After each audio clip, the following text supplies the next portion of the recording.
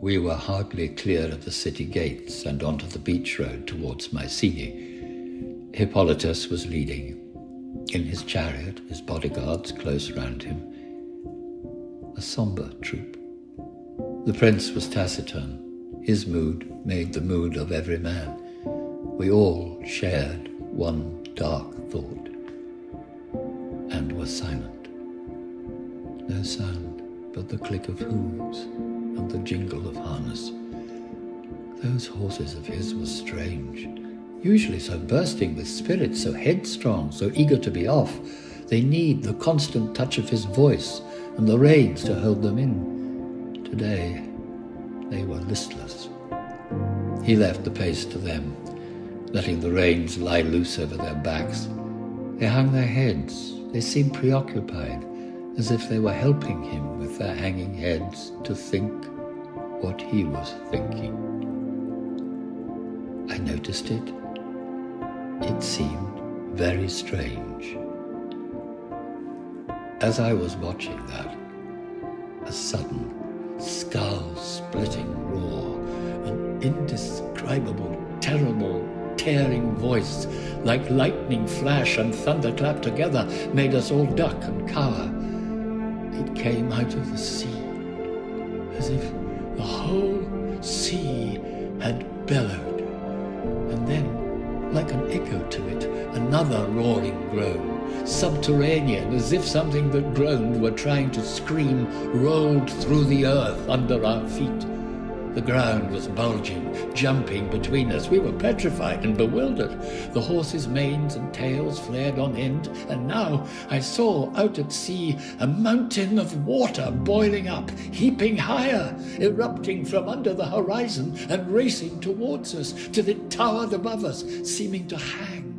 And there, in slow motion, it collapsed, a solid fall of thunder quaking the bedrock, and out of it, the foam cascading from a colossal body, came a beast. Up the sands with the fury of a supernatural existence. Its head was one huge monster all to itself, like a bull's head with bull's horns.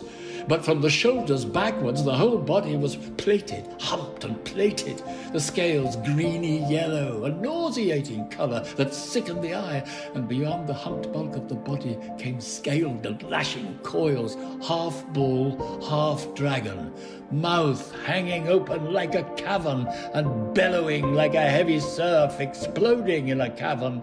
The earth trembled, the air was thick with horror.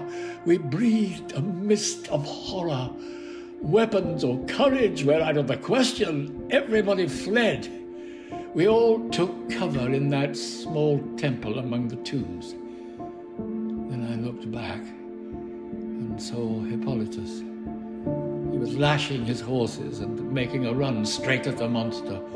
At the last moment, I saw him swerve tight past its jaws and bury a javelin, all but for a span length of the shaft, behind that thing's shoulder, right where the heart is. In creatures that have hearts, I never saw anything so fearless. But whether the javelin blade found the heart of the beast was convulsed with fury at his daring. The whole mass of it rose and collapsed onto Hippolytus like another mountain of ocean or a giant octopus of water. I saw horses and chariot tossing among foam and tentacles that dragged back down towards the sea. But then, like a miracle, the horses were clambering free, like a team scrambling across an avalanche, and I saw Hippolytus braced in the chariot, fists bunched and legs wide. I thought he was getting clear, but a god was watching. In a surf of churning sand, a last scything swipe of the monster's tail came round under their hooves, toppled the horses, and smashed the wheels of the chariot. Then the horses went mad. I heard Hippolytus shouting among the screams of the horses and the blast of that beast. The wonderful strength of Hippolytus was helpless. Some of the others saw something I can hardly credit. I did not see it.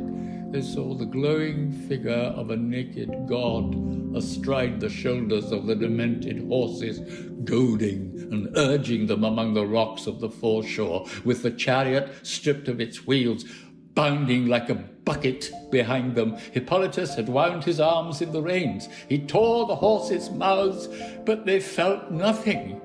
And the voice they had grown up with became a scream that added to their terror as the chariot disintegrated beneath him. Then it was two mad horses dragging a man. Oh, Lord, forgive me. The sight of it is like a great wound through my body. It's never going to heal. The horses galloped away with their weightless bundle that had fed them. And that was your son.